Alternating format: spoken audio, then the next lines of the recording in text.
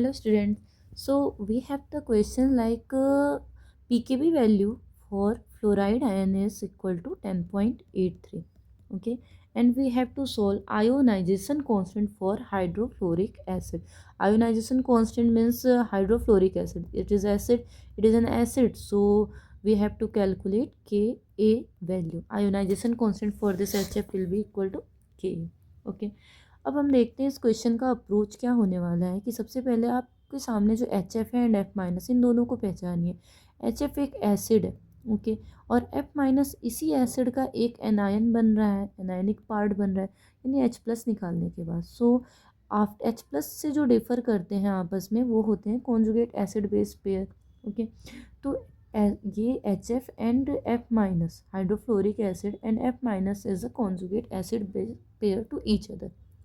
Okay, अब इस conjugate acid base pair के लिए हमारा अप्रोच क्या रहता है कि हमें इस टाइप के क्वेश्चन को सॉल्व करने के लिए के ए into K B is equal to K W, इस फॉर्मूले को यूटिलाइज करना है। ओके स्टूडेंट, सो अगर के into K B K is equal to K W है तो इसका निगेटिव लॉगरिदम अगर आप लेते हो, negative logarithm like log K into K B is equal to minus log K W, तो हमें जो फॉर्मूला यहाँ से मिलेगा वो क्या है, P K A plus P K B is equal to P K W.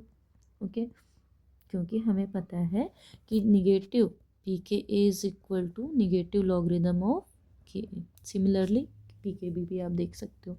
Okay, P K B की वैल्यू अपने पास में है 10.83 एंड पी के ए हम फाइंड आउट कर लेते हैं यहाँ से।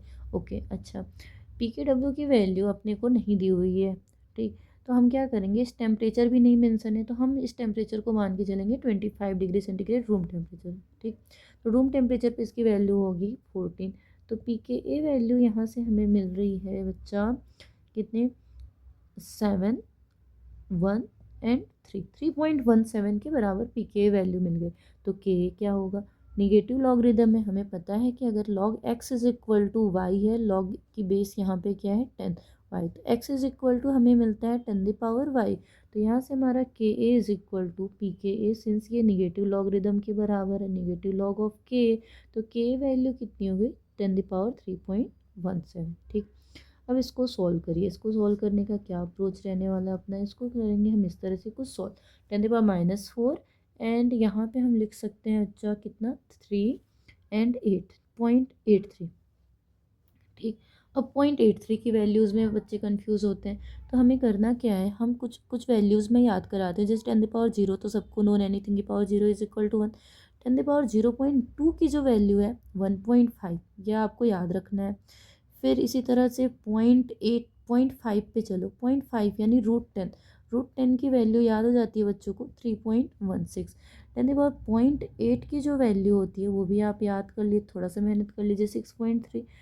0.9 की वैल्यू 7.94, एंड अगर आप 10 पे पहुंच रहे हो, 1 पे पहुंच रहे हो तो ये तो है 10 के बराबर।